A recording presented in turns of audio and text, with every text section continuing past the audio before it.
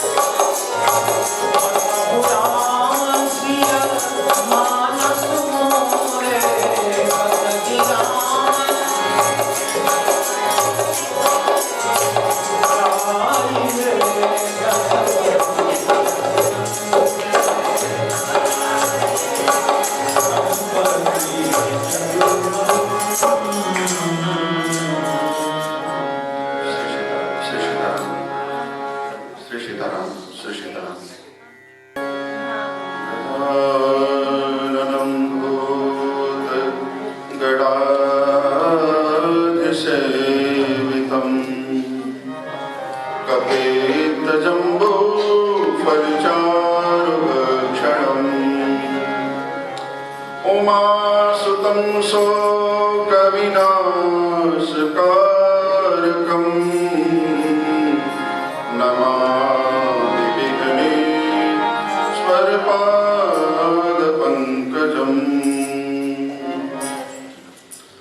शांति सितामृषति निंदित सारसिंधु यत्रैकतौ विनिशितामशितांग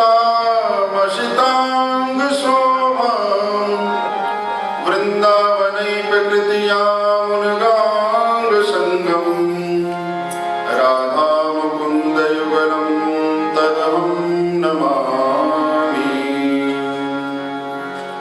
लोकाभिरामं रणरंगधीरं राजीवनेत्रं रघुवंशनाथं कारुण्यरूपं करुणाकरं तं श्रीरामचन्द्रं शरणं प्रपद्ये। माता रामो मत्पिता रामचन्द्रः स्वामी रामो मत्सखा रामचन्द्रः सर्वस्व मे रामचन्द्रो दयालु नान्यं जाने नैव जाने न जाने। गङ्गातरङ्गरमणीयजटाकलापं गौरी निरन्तरविभूषितवामभागं नारायणप्रियमनङ्गमदापहारं वाराणसीपुरपतिं भज विश्वनाथम्। अतुलितबलधामं हेमशैलावदेहं दनुजवन्कृशानं ज्ञानिनामग्रगण्यं सकलगुणनिधानं बालराणामधीशं रघुपतिप्रियभक्तं वातजातं नमामि। रघुपतिप्रियभक्तं वातजातं नमामि।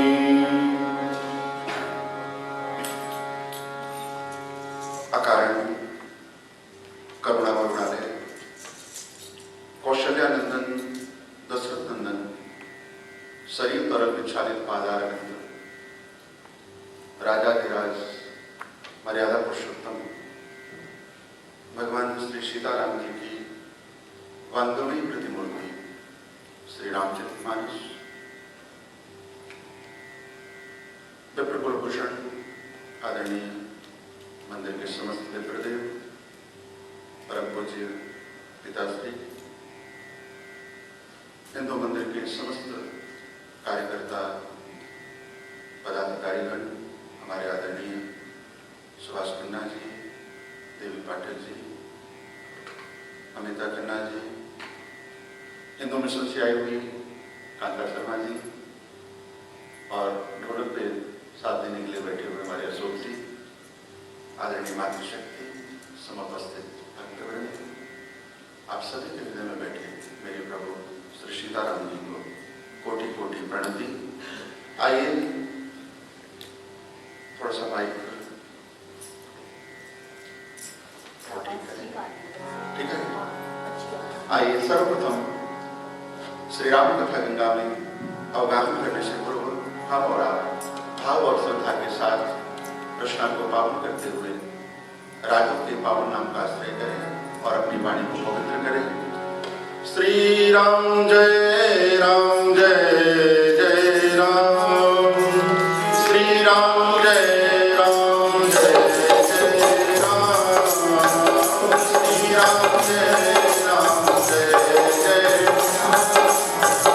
श्री राम जय जय राम,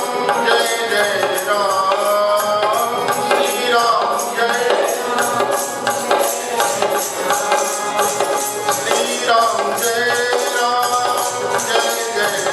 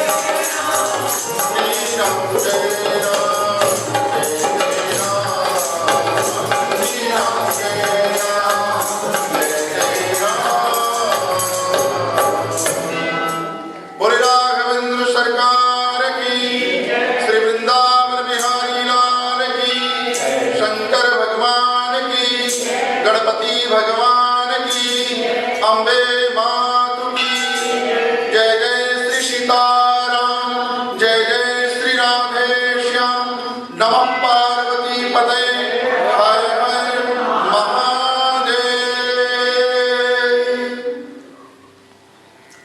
आइए हम और आप अपने मन को एकीभूत करते हुए भगवान की मंगलमय कृपा से शब्द दिवसीय श्री राम कथा का श्रवण लाभ हमको और आपको जो प्राप्त हुआ है, उस समय का सदुपयोग करते हुए मानस सरोवर में, मानस गंगा में शब्द दिवस पर्यंत हम आप अवगाहन करें। श्री सीताराम जी की ये महती कृपा हुई कि इस पितर पक्ष के पावन अवसर पर आज से यह दिव्य श्री राम कथा हिंदू मंदिर के प्रांगण में शुभारंभ हो रही है। और हृदय से मैं ये बात कह रहा हूं, आज प्रथम दिवस कथा की शुरुआत है कि 7 दिनों तक आप कथा सुनेंगे और इस कथा श्रवण का जो पुण्य फल है वो पितरों को प्राप्त होगा। और मैंने पूर्व में संकेत किया था कि अगर पितर हमारे प्रसन्न हैं तो घर में खुशहाली रहती है, सुख शांति रहती है, सुख में जीवन बीतता है और पितरों का आशीर्वाद परिवार के ऊपर बना है। तो आप सभी सौभाग्यशाली हैं कि पितर पक्ष में आप सभी को श्री राम कथा श्रवण करने का लाभ प्राप्त हो रहा है। श्री राम कथा और जिस ग्रंथ का आश्रय लेकर के हम भगवान श्री राम की कथा का जो गायन करेंगे, उस ग्रंथ का नाम है श्री रामचरितमानस। क्या नाम है? प्राय लोग कहते हैं रामायण। क्या कहते हैं? इस ग्रंथ का नाम रामायण नहीं है, श्री रामचरितमानस। श्री रामचरितमानस और रामायण में मूलभूत अंतर है। रामायण का अर्थ होता है रामायण, राम का अयन, अयन का अर्थ होता है निवास, राम का मंदिर है। और आपको मालूम है कि मंदिर जाने के कुछ नियम होते हैं। जैसे आप मंदिर में आएंगे कथा सुनने के लिए, तो मंदिर हम तभी जाते हैं जब स्नान हो जाए, स्नान करके वस्त्र शुद्ध पहन लें और फिर देवार्चना के लिए हम मंदिर के प्रांगण में आते हैं। तो यहाँ पर कुछ नियम हैं, उन नियमों का पालन करना होता है, तब मंदिर में प्रवेश होता है। लेकिन इस ग्रंथ का नाम है रामचरितमानस। रामचरितमानस, मानस कहते हैं मन को, और भगवान को हमसे आपसे क्या चाहिए? मन। निर्मल मन जन सो मोहि पावा, मोहि कपट छल छिद्र भावा। ये श्री राम कथा जो है मानस सरोवर है। जैसे मंदिर जाने के नियम होते हैं, लेकिन इस मानस सरोवर में अवगाहन करने का कोई नियम नहीं है। आप कभी भी इस मानस सरोवर में अवगाहन कर सकते हैं, कोई विधि निषेध नहीं है, जब आपको समय मिले। एक बार किसी ने मेरे से प्रश्न किया कि महाराज जैसे कई बार भागवत कथा कराते हैं तो हम तिथि दिखवाते हैं कि कौन सा डेट बेस्ट रहेगा, कौन सा महीना श्रेष्ठ रहेगा, कौन सा दिन शुभ रहेगा जिसमें हम कथा को शुभारंभ कर सकें। तो क्या राम कथा के लिए भी ऐसा कोई विधि विधान है? ये मैं नहीं कह रहा हूं। हमारे बाबा कर्पूरचक्र चूड़ामणि तुलसी बाबा ने श्री रामचरितमानस में बड़ा सुंदर इसका संकेत किया। किसी ने बाबा तुलसी से पूछा कि बाबा एक बात बताओ, ये रामचरितमानस, ये राम कथा किसको किसको सुलभ है, कौन कौन इसका सेवन कर सकता है और कहां कहां पर इस कथा का गायन किया जा सकता है?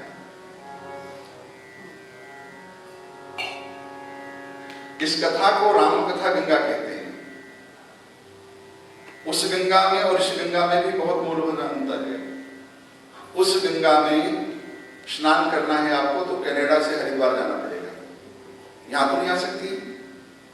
लेकिन ये राम कथा गंगा दिल्ली से यहां आ गई कनाडा, ये आपके द्वार पे स्वयं चल करके आई।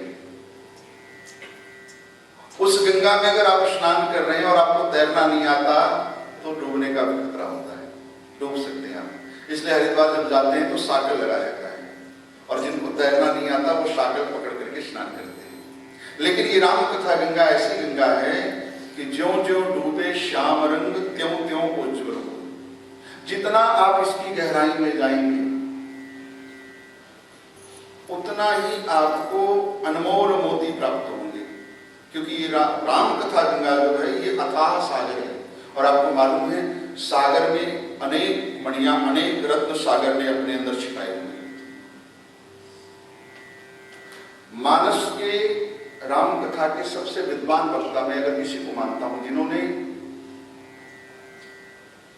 भारतीय संस्कृति को राम कथा के माध्यम से अमूल्य निधि धरोहर प्रदान की, परम पूज्य साकेतवासी पंडित रामकिंकर उपाध्याय जी, जो उन्होंने राम कथा का गायन किया, न भूतो न भविष्यति, उनको युग तुलसी की उपाधि मिली थी।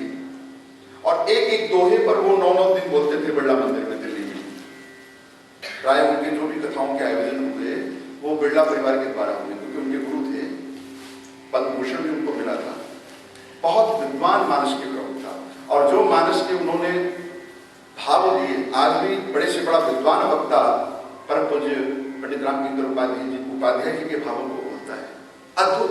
और उनकी कथा को सुनने के लिए बड़े बड़े जज, मजिस्ट्रेट, बड़े बड़े बुद्धिजीवी, प्रकांड विद्वान लोग बैठते थे, क्योंकि साधारण व्यक्ति उनके वाणी को ना तो सुन सकता है ना समझ सकता है, इतनी क्लिष्ट भाषा थी। तो अमूल्य धरोहर उन्होंने प्रदान किया। तो ये राम कथा गंगा जितना आप डूबेंगे उतना आपको आनंद आएगा। तो मेरा इन 7 दिनों में ये प्रयास रहेगा, संतों की प्रसादी जो प्राप्त हुई है, गुरुदेव भगवान की जो प्रसादी मिली है, प्रभु श्री राम जैसे प्रेरणा करेंगे।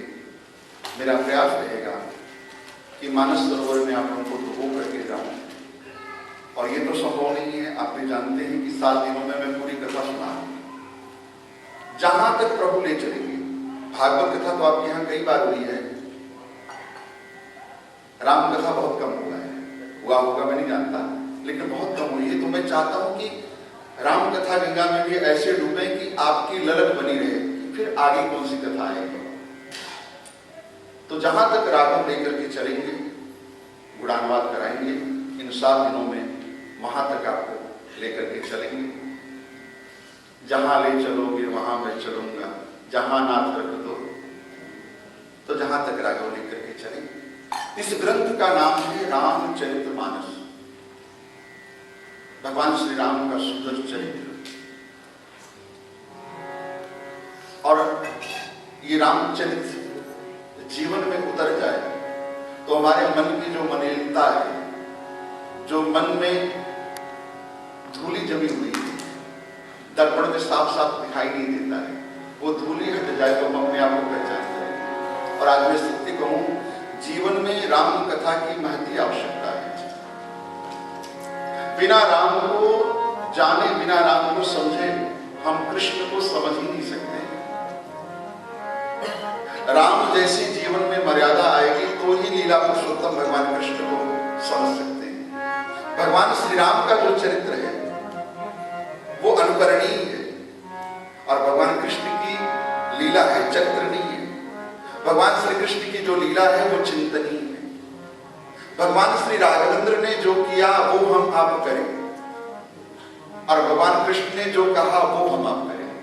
भगवान कृष्ण ने जो किया वो नहीं कर सकते, क्योंकि उनकी लीला विशुद्ध ईश्वरीय लीला है। प्राकट्य से लेकर के और लगभग 125 वर्ष तक इस धराधाम पर मेरे गोविंद भगवान रहे। एक भी लीला बता दो कि जीवन में उतार नहीं होगी। और उनकी प्रत्येक लीला में ईश्वरत्व का प्रदर्शन है। उन्होंने बार बार कहा है कि मैं भगवान हूं, आओ मेरी शरण में, मैं तुम्हें अभयदान दूंगा। लेकिन भगवान श्री राम ने अपने चरित्र में अपने आप को छिपाया। भक्तों ने पहचान भी लिया तो भी उन्होंने छिपाया। आपको मालूम है जब भगवान श्री राम महर्षि वाल्मीकि ऋषि की कुटिया में पहुंचे वनवास की अवधि में, तो महर्षि जी से, वाल्मीकि जी से भगवान श्री राम ने रहने के लिए स्थान पूछा कि ऋषिवर आप बताएं मैं कहाँ रहूं। तो महर्षि वाल्मीकि मुस्कुराए और मुस्कुराते हुए कहा, राघव पहले आप ये बताओ कि आप कहाँ नहीं हो, आप कहाँ नहीं हो। तो भगवान श्री राम ने कहा, ऋषिवर मैं ईश्वरत्व के नाते नहीं, मैं एक मनुष्यत्व के नाते, मानव के नाते आपसे पूछ रहा हूं कि मैं कहाँ हूं। तब महर्षि वाल्मीकि जी ने भगवान श्री राम को रहने के लिए 14 स्थान बताए। मैंने भागवत कथा में संकेत किया था कि 14 स्थानों पर भगवान के रहने के स्थान हैं जहाँ पर भगवान रहते हैं, और वो 14 स्थान आपके पास हैं जहाँ पर आप अपने आप भगवान को विराजमान कर सकते हैं। और पहला स्थान ये कहानी, जिनके श्रवण समुद्र समाना, कथा तुम्हारी सुभग सरनाना, भरहि निरंतर होहि न पूरे, तिनके हिय तुम कहूँ गृह रूरे। जिनके श्रवण शब्द समान, ये पहला स्थान ही हमारा कान है। कानों के माध्यम से ही भगवान शब्द ब्रह्म बन करके आके हमारे हृदय में विराजमान होते हैं। ये भगवान की कथा जो है ये शब्द ब्रह्म है। तो भगवान के रहने के 14 स्थान। तो मेरे कहने का भाव, भगवान श्री राम ने जो किया वो हम आप करें, और भगवान कृष्ण ने जो किया, जो कहा वो करें। एक संत ने राम कथा के बारे में बड़ी सुंदर बात कही है, बड़ी सुंदर चौपाई है कि राम कथा है क्या। राम कथा सुर तरु की छाया, ये मानस की चौपाई नहीं है। राम कथा सुर तरु की छाया, दुख भय दूर निकट जो आया। भगवान श्री राम की जो ये कथा है ये कल्प वृक्ष है। कल्प वृक्ष के बारे में आपने सुना है कि उसके नीचे जाने से मनचाही वस्तु प्राप्त होती है, जो आपको चाहिए वो आपको मिल जाएगा।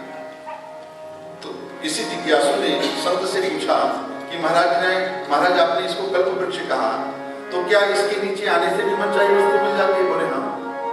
और इसका प्रमाण तुलसी बाबा ने रामचरितमानस में दिया।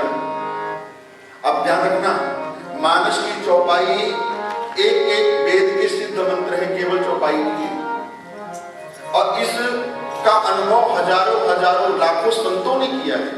और मैं अपना अनुभव बता रहा हूं कि आज मैं व्यासपीठ पे टूटी फूटी वाणी में कथा गायन करने लायक बना हूं तो केवल मानस भगवान की कृपा से। मेरे जीवन का आधार मेरा रामचरितमानस है, और इन्हीं के आश्रय में, इन्हीं की छत्र छाया में मैं रहता हूं। ये मैं इस व्यासपीठ से किया। और तुलसी बाबा ने बड़ा सुंदर इसका संकेत किया, मन कामना सिद्धि नर पावा। ये मैं नहीं कह रहा। मन कामना सिद्धि नर पावा, जे यह कथा कपट तजि गावा। शर्त क्या है? मन में छल कपट ना हो। आप मानस का आधार लें, मानस का आश्रय करें, निश्चल मन से, निश्चल भाव से, बिना छल कपट रहित होकर आपको आपकी मनचाही वस्तु प्राप्त हो। तो जिज्ञासु ने संत से कहा कि महाराज आप इसको कल्प वृक्ष कह रहे हो, तो वृक्ष में उसकी जड़ें भी होती हैं, उसका तना भी होता है, शाखाएं भी निकलती हैं, पत्ते भी होते हैं, फूल भी होता है और फल भी होता है। तो संत ने कहा इस राम कथा में भी, इस रामचरितमानस रूपी कल्प वृक्ष में भी सब कुछ है। बोले महाराज कैसे? बोले इस मानस के 7 कांड हैं, बड़े ध्यान से सुनना।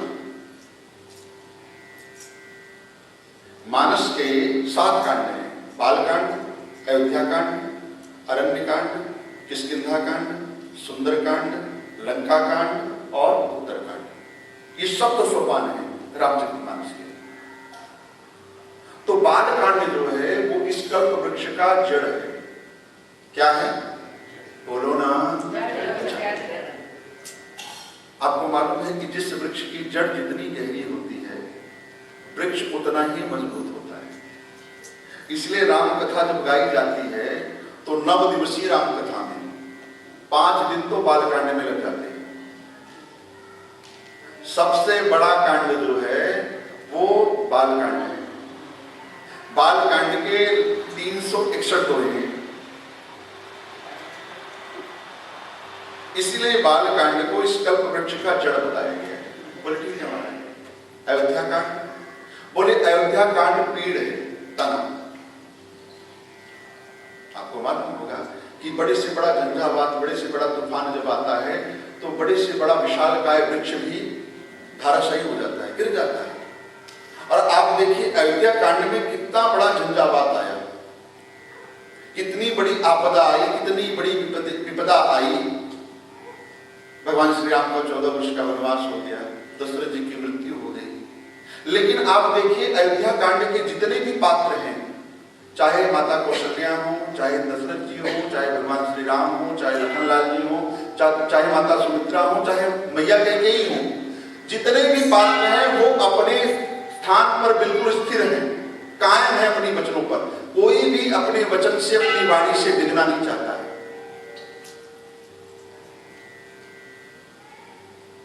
इसीलिए अयोध्या कांड को पीड़ कहा गया, तना कहा गया। पीड़ मजबूत होगा तो बड़े से बड़ा झंझावात भी उस वृक्ष को गिरा नहीं सकता है, तूफान गिरा नहीं सकता है। दूसरा सबसे बड़ा कांड जो है वो अयोध्या कांड है। अयोध्या कांड के 326 दोहे हैं। बोले ठीक है महाराज। अरण्य कांड, बोले अरण्य कांड जो है इस कल्प वृक्ष की शाखाएं हैं। आप कोई पौधा लगाते हैं, जैसे जैसे पौधा बड़ा होता है तो उसकी अनेक शाखाएं स्फुटित होती हैं। तो अरण्य कांड बहुत छोटा सा कांड है, बहुत छोटा सा, लेकिन इस कांड में अनेक कथाएं हैं। इसी कांड में भगवान चित्रकूट से दंडकारण्य में प्रवेश करते हैं, जानकी जी का हरण होता है। तो कांड बहुत छोटा सा है लेकिन कथाएं अनेक हैं, मोड़ अनेक हैं इस कांड में। बोले ठीक है हमारा। किष्किंधा कांड, बोले किष्किंधा कांड इस कल्प वृक्ष की सुंदर पत्ते हैं। बोले वो कैसे? बोले किष्किंधा कांड में ही भगवान श्री राम की बंदरों से मित्रता हुई है। और बंदरों की संख्या कितनी है? बंदर कोई संख्या नहीं है, अनगिनत पद्म। और वृक्ष में भी आप जानते हैं कितने पत्ते होते हैं, हजारों, लाखों, करोड़ों पत्ते होते हैं, गिनना बड़ा मुश्किल होता है। तो किष्किंधा कांड को पत्ता बताया गया। बोले ठीक है महाराज। बोले सुंदर कांड, बोले सुंदर कांड इस कल्प वृक्ष का सुंदर फूल है। क्या है?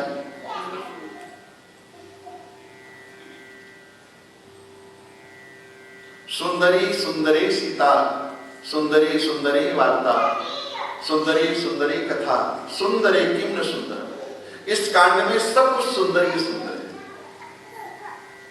और इस कांड के केंद्र बिंदु में जगत जननी पारंबा आदिशक्ति माता जानकी जी, जनक सुता जग जनन जानकी, अतिशय प्रिय करुणा निधान।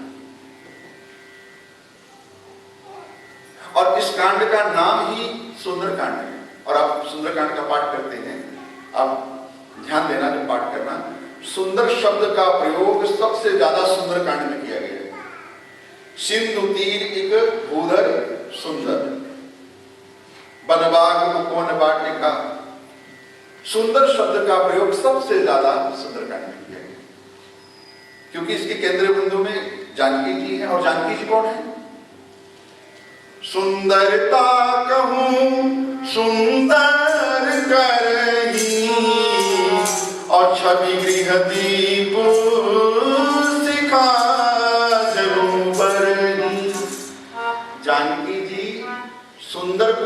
सुंदर बनाने वाली है। प्रेम से बोली श्री राम। एक बार फिर बोल दो। जानकी जी कौन है? सुंदर को भी सुंदर बनाने वाली है। अब एक बात बताओ, क्या सुंदर को भी सुंदर बनाया जा सकता है? हाँ। आपको मालूम है सुंदरता में बहुत सारी कमियां हैं। सबसे पहली कमी, जो ब्यूटी मुझे अच्छी लगती है जरूरी नहीं कि आपको भी अच्छी लगे। सबकी अपनी चॉइस, अपनी अपनी पसंद होती है कि नहीं? बोलो, होती है। दूसरी कमी, सुंदरता नित्य रहने वाली नहीं है। नित्य रहने वाली है? बाल्यावस्था में हम कुछ और होते हैं, युवावस्था में कुछ और होते हैं, और जैसे जैसे हमारी उम्र बढ़ती है, वृद्धावस्था में प्रवेश करते हैं, वैसे वैसे शरीर में ढलान शुरू हो जाता है। जो व्यक्ति युवावस्था में, जवानी में बहुत खूबसूरत होता है, वही व्यक्ति वृद्धावस्था में कुरूप हो जाता है। शरीर बिल्कुल बदल जाता है। तो ये सुंदरता जो हमारे आपके शरीर की है, ये नित्य रहने वाली नहीं है, ये ढलती रहती है। लेकिन जानकी जी की सुंदरता ऐसी है जो नित्य रहने वाली है और सुंदर को भी सुंदर बनाने वाली है। इसलिए जानकी जी के बारे में तुलसी बाबा ने कहा कि सुंदरता को सुंदर करेंगी, सुंदर को भी सुंदर बनाने वाली है। इसलिए बाबा तुलसी ने ये उपमा दिया, जिससे सुंदर शब्द भी सार्थक हो गया। छवि दीप सिखा देना। और हमारे संत कहते हैं अयोध्या के कि जो पूरे रामचरितमानस का पाठ नहीं कर पाते, वो शनिवार या मंगलवार या कोई मन में संकल्प लेकर के 21 सुंदरकांड का पाठ, 31, 51, मन में जो भी हनुमान जी प्रेरणा दे, हनुमंत लाल, आप संकल्प लेकर के नियम संयम के साथ श्रद्धावंत होकर के आप मानस का पाठ करें, सुंदरकांड का, हनुमान जी महाराज आपकी कामना को पूर्ण करेंगे। क्योंकि हनुमान जी कौन है? राम दुआरे तुम रखवारे। हनुमान जी कहते हैं कि तुमको कुछ मांगना है तो मेरे प्रभु को कष्ट मत दो, मैं बैठा हूं, तुम मुझसे बोलो, मैं तुम्हारे कार्य को, तुम्हारी कामना को पूर्ण करूं। मुख्य द्वारपाल है हनुमान जी महाराज। और हनुमान जी से मित्रता हो जाएगी, हनुमान जी से भेंट हो जाएगी, हनुमान जी से हमारी आपकी जान पहचान हो जाएगी, परिचय हो जाएगा। कहते हैं ना कि अगर पहरेदार से, सेवक से आपकी मित्रता हो जाए, जान पहचान हो जाए, तो स्वामी से तुरंत आपको मिला देंगे। तो हनुमान जी ऐसे द्वारपाल हैं, अगर उनसे हमारी आपकी जान पहचान हो जाएगी तो वो राम जी से तुरंत हमको आपको मिला देंगे। तो सुंदरकांड के जो आराध्य देव हैं, केंद्र बिंदु में जानकी जी हैं, और इसके प्रतिपाद्य आराध्य देव हैं अनंत बलवंत श्री हनुमंत लाल जी महाराज। तो हम किसी कामना को लेकर के अगर सुंदरकांड का पाठ करते हैं तो श्री हनुमंत लाल जी उस भाव को, उस कामना को पूर्ण करते हैं। तो सुंदरकांड को फूल बताया गया, और फूल कितना सुगंधित होता है, कितना प्यारा होता है, कितना सुंदर होता है। बोले ठीक है महाराज। बोले लंका कांड, बोले लंका कांड इस कल्प वृक्ष का फल है। भाई वृक्ष में जब फूल आता है तो फूल के बाद फल भी आता है ना, आता है ना। तो जिज्ञासु ने कहा महाराज कैसी बात आप कर रहे हो? लंका कांड जो युद्ध का कांड है, इतना बड़ा संग्राम हुआ, लाखों लोग मारे गए, राक्षस लोग, युद्ध के कांड को आपने फल बता दिया। तो संत ने बड़ा सुंदर जवाब दिया, हमारे आपके जीवन का फल क्या है? हम आप मंदिर आते हैं, भगवान की पूजा अर्चना करते हैं, तो जो मुमुक्षु जन हैं उनकी कामना क्या रहती है? उनकी कामना यही रहती है ना कि प्रभु बार बार संसार में आना न पड़े, अपने चरणों में वास दे दो, यद गत्वा न निवर्तन्ते तद धाम परमं मम। तो जीवन का यही परम फल है कि प्रभु के चरणों में वास मिले, प्रभु के धाम में निवास मिले। तो भगवान श्री राम के आयुधों के द्वारा जो राक्षस मारे गए उनको कौन सा स्थान मिला? यद गत्वा निवर्तन्ते, गीता भगवान कहते हैं। तो जितने भी राक्षस मारे गए, जिनका संहार हुआ, वो सब प्रभु के धाम ही तो गए, भगवान के चरणों में तो उनको वास मिला। तो जीवन का इससे बड़ा फल और क्या हो सकता है कि हमको आपको भगवान के चरणों में वास मिल जाए। इसलिए संत ने लंका कांड को जीवन का फल बता दिया, इस कल्प वृक्ष का फल बता दिया। और हमारे आपके जीवन का भी फल यही है कि प्रभु के चरणों में हमारा आपका वास हो। बोले ठीक है महाराज। उत्तरकांड, बोले उत्तरकांड इस कल्प वृक्ष का फल का रस है।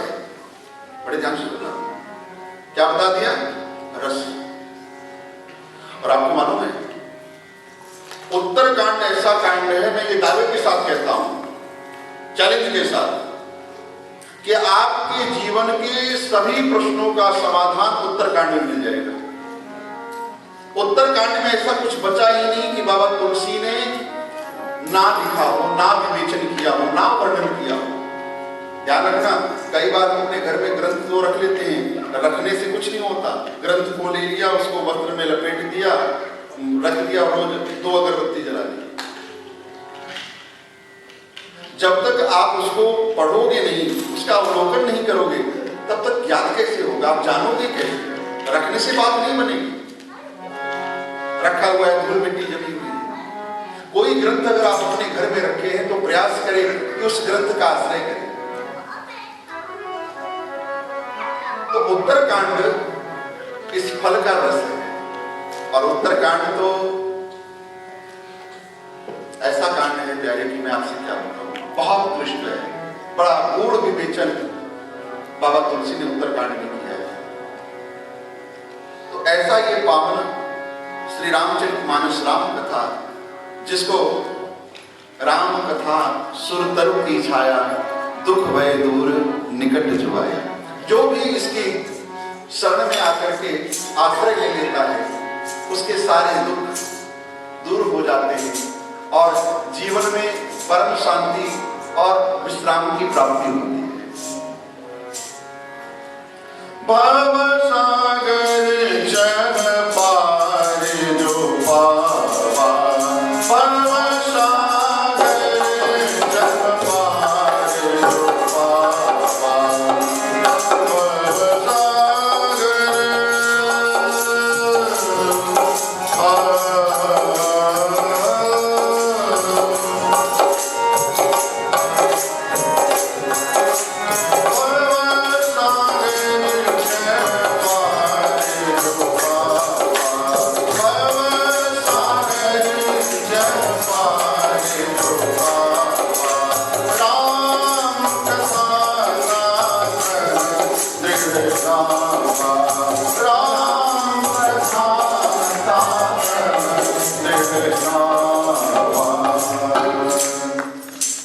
ऐसी पावन ये राम कथा। और इस भव सागर से हम आप पार जाना चाहते हैं तो राम कथा रूपी नौका का आश्रय कर ले। बड़ी सुदृढ़ ये नौका है, बड़ी मजबूत नौका है और ये नौका सहज ही भव सागर से हमें पार कराएगी। देखो, नौका तो बड़ी मजबूत है, टूटने का कोई खतरा नहीं है, डूबने का कोई खतरा नहीं है, लेकिन चलाने वाला भी मजबूत होना चाहिए, अर्थात गाने वाला। भाई नौका तो बड़ी मजबूत है, नाव बड़ी अच्छी बनी है, बड़ी सुदृढ़ है, बड़ी मजबूत है, लेकिन अगर नाविक मजबूत नहीं है, कहने वाला खिवैया ठीक से नहीं है तो नौका डूब नहीं सकती है। तो खिवैया भी मजबूत हो जो आपको इस भव सागर से राम कथा के माध्यम से पार करा।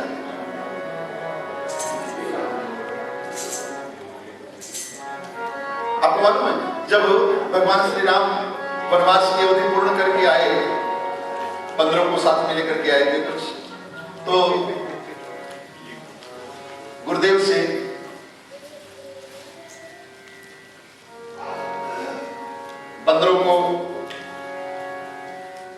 गुरुदेव को प्रणाम करके कहा कि गुरु वशिष्ठ कुल पूज्य हमारे, जिनकी कृपा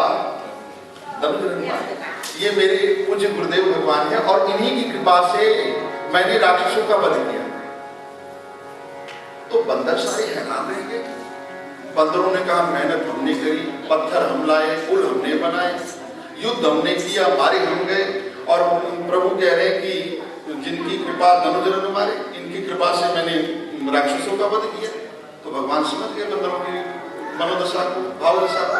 तो भगवान श्री राम ने तुरंत गुरुदेव से कहा, बंदरों का परिचय कराते हुए, ये सब सखा सुनहु मेरे, भय समर सागर महवे।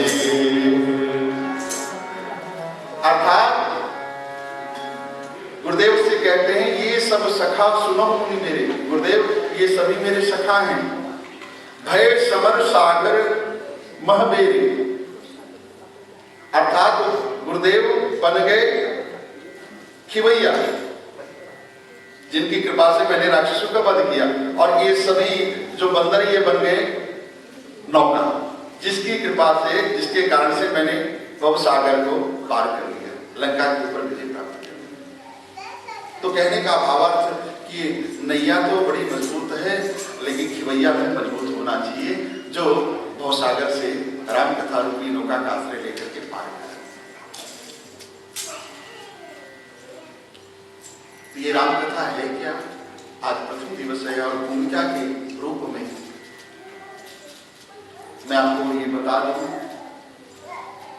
पूज्यपाद गोस्वामी बिंदु जी का एक भाव है, हमें निज धर्म पे चलना सिखाती रोज रामायण, सदा शुभ आचरण करना सिखाती रोज रामायण।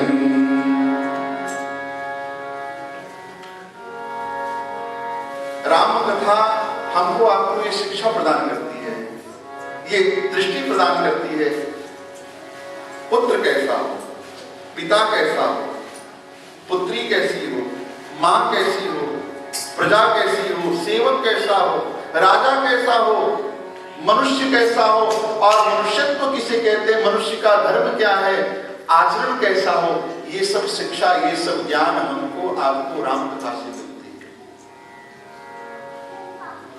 और ये रामचरितमानस 3 डंडे वाली सीढ़ी है, रामचरितमानस। लेकिन 2 डंडे को पार करना है और तीसरे डंडे पर भगवान श्री राम का दर्शन हो जाएगा।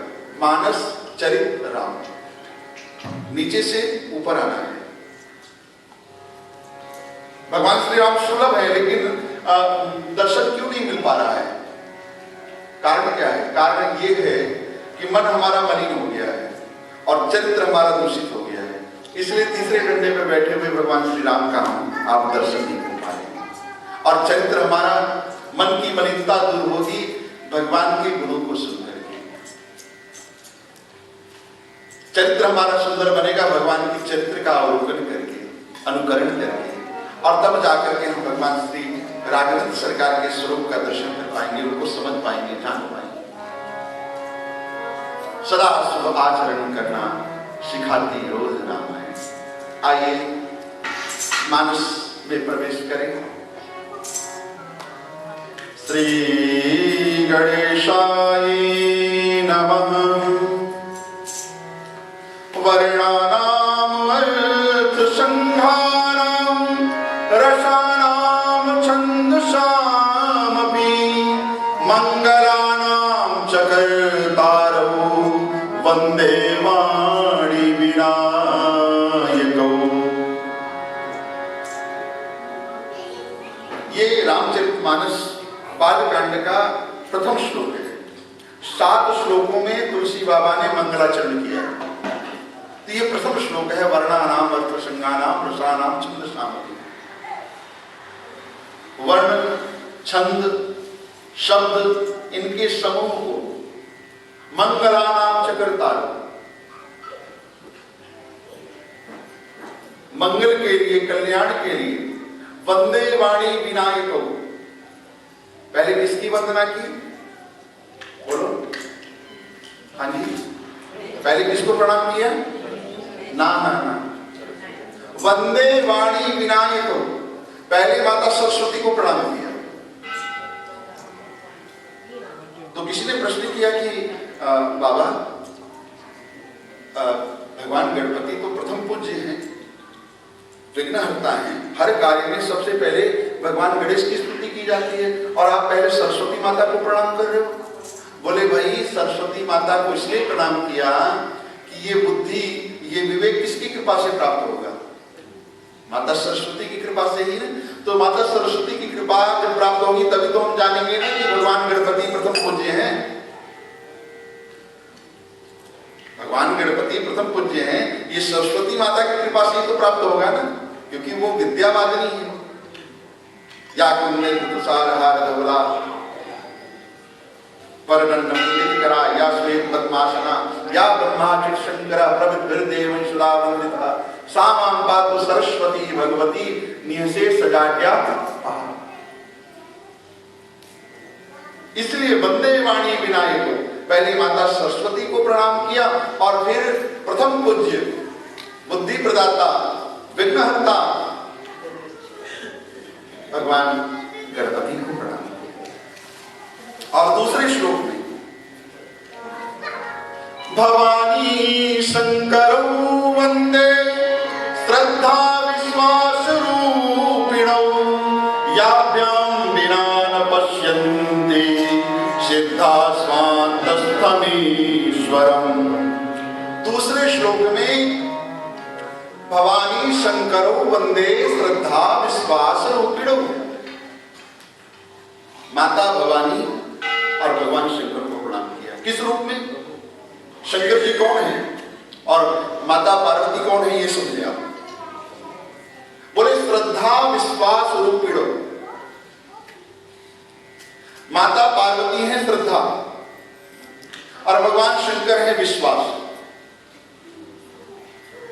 आप मंदिर में आते हैं दर्शन करने के लिए भगवान का, कहीं तीर्थ में जाते हैं, किसी महापुरुष साधु संत आचार्य मित्र के पास जाते हैं, तो आप दो चीजें लेकर के जाते हैं। प्रेम से बोलिए श्री राम। एक बार फिर बोल लो। दो चीजें लेकर के जाते हैं, एक श्रद्धा और एक, अगर ये दो चीजें आपके पास नहीं हो तो आप मंदिर नहीं जा सकते, आप सत्संग में नहीं जा सकते, आप साधु संतों के पास नहीं जा सकते। जैसे कई बार होता है ना, कोई महापुरुष आया होता है और आप जाकर के अपने मित्र से या जान पहचान वालों से कहो कि वो स्वामी जी आए हैं, उनके द्वारा सत्संग है, राम कथा हो रही है, कृष्ण कथा हो रही है, तो सामने वाला ये कह दे नहीं हमारी वहां श्रद्धा नहीं है, हमारी वहां निष्ठा नहीं है, आप नहीं आओ। आप यहाँ पर आए हो, यहाँ पर बैठ के कथा सुन रहे हो, भगवान का दर्शन कर रहे हो, तो दो चीजें लेकर के आए हो, एक अपनी श्रद्धा लेकर के आए हो और एक अपना विश्वास लेकर के आए हो। अगर जीवन में ये दो चीजें नहीं हो तो आप आ ही नहीं सकते कहीं भी धार्मिक स्थान पर, कहीं भी सत्संग में, तीर्थ में, कहीं नहीं जा सकते।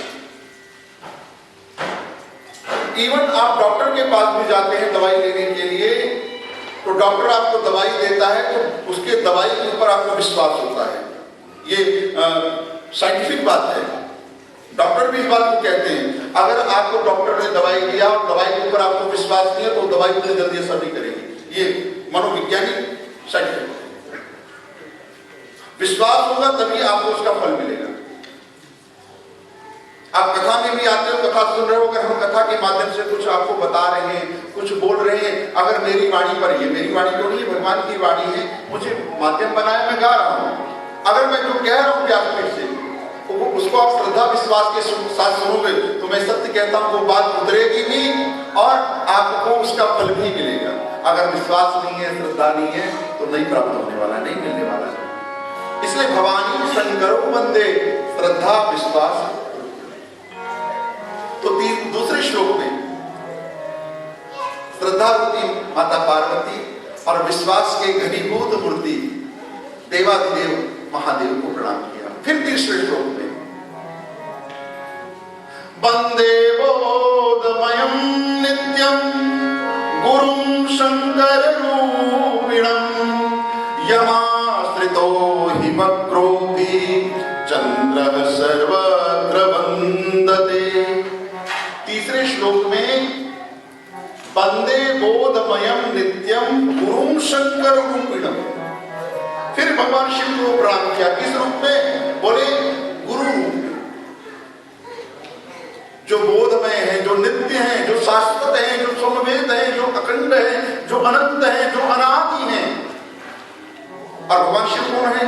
स्वयं माता पार्वती ने कहा तुम त्रिभुवन गुरु वेद बखाना, तुम त्रिभुवन गुरु वेद बखाना, तुम त्रिभुवन गुरु वेद बखाना,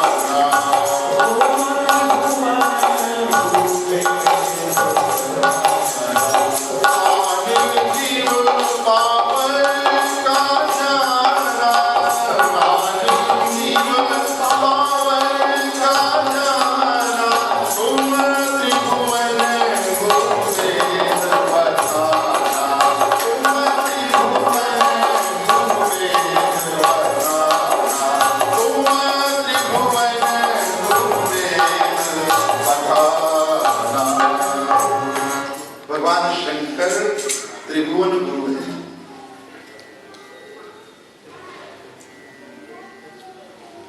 देखो देव तो बहुत हुए, देव तो 33 कोटि देवता हैं हमारे वैदिक हिंदू सनातन में, हमारी जो मान्यता है, जो हमारे शास्त्र कहते हैं। लेकिन देवादिदेव तो एक ही है, वो है, बोलो, आप यूं समझे जैसे हमारे देश का पार्लियामेंट है, संसद है, संविधान है, तो जिस भी पार्टी की मेजोरिटी होती है उसका कैंडिडेट प्राइम मिनिस्टर होता है, फिर गृह मंत्री, रक्षा मंत्री, वित्त मंत्रालय को प्रदान किया जाता है। तो और जो देवता है ना, किसी को गृह मंत्रालय मिला है, किसी को वित्त मंत्रालय मिला हुआ है, हाँ, किसी को रक्षा मंत्रालय मिला हुआ है। लेकिन आपको मालूम है कि देश के संविधान में, हमारे भारत के संविधान में सबसे बड़ा पद कौन सा होता है? बोलो, इसका होता है, डर क्यों रहे हो भाई? राष्ट्रपति का। तो भगवान शंकर है राष्ट्रपति, बाबा है राष्ट्रपति, देवादिदेव महादेव।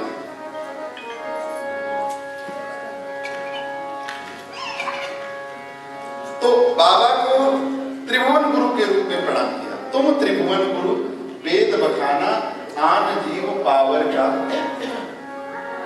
और फिर चौथे श्लोक में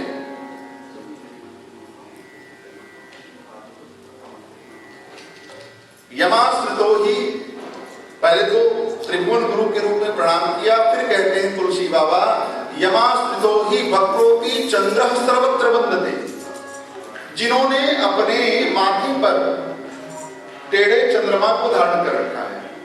वक्रोपि चंद्रः सर्वत्र वंदते, और अपने माथे पर उसको धारण कर लिया, वो चंद्रमा भी पूजित है। तो किसी ने पूछा भगवान शंकर से कि बाबा एक बात बताओ, चंद्रमा टेढ़ा है, लगता है टेढ़े को देख करके आप भी डर गए, इसलिए उसको अपना सिरमौर बना लिया, उसको माथे पे धारण कर लिया।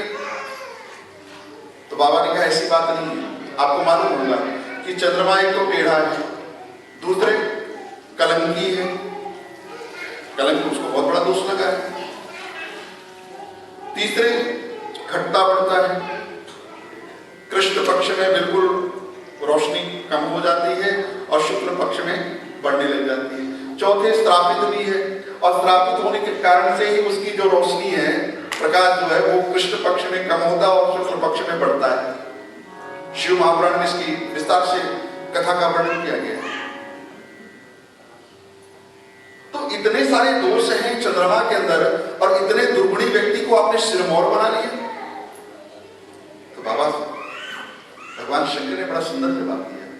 भगवान शंकर ने कहा भैया ऐसी बात है, भले ये टेढ़ा है, भले ये घटता बढ़ता है, भले ही ये कलंकी है, भले ही ये श्रापित है, लेकिन इसका नाम मेरे प्रभु के नाम से जुड़ा हुआ है।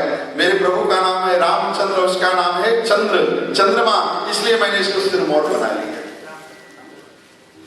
इसलिए मैंने इसको, क्योंकि इसका नाम मेरे प्रभु के नाम से जुड़ा हुआ है। सोचिए आप कि ये राम नाम कितना प्रिय है महादेव को, भगवान शिव को। और चौथे श्लोक में सीताराम गुणग्रामरण्य पुण्यरण्य विहारिणो वंदे विशुद्ध विज्ञानो कवीश्वरो कवीश्वरो। चौथे श्लोक में आदि कवि महर्षि वाल्मीकि कवीश्वरों और कपीश्वरों और अनंत बलवंत श्री हनुमान जी को प्रणाम किया। और पांचवें श्लोक में उद्भव स्थिति संहार कारिणी क्लेश हारिणी सर्वश्रेयस्करीं सीतां नतोऽहं राम वल्लभाम्। उद्भव स्थिति संहार कारिणी क्लेश हारिणी सर्वश्रेयस्करीं सीतां नतोऽहं। जो इस संसार को बनाने वाली है, पालन करने वाली है और जो अपने में विलीन करने वाली है, कौन है?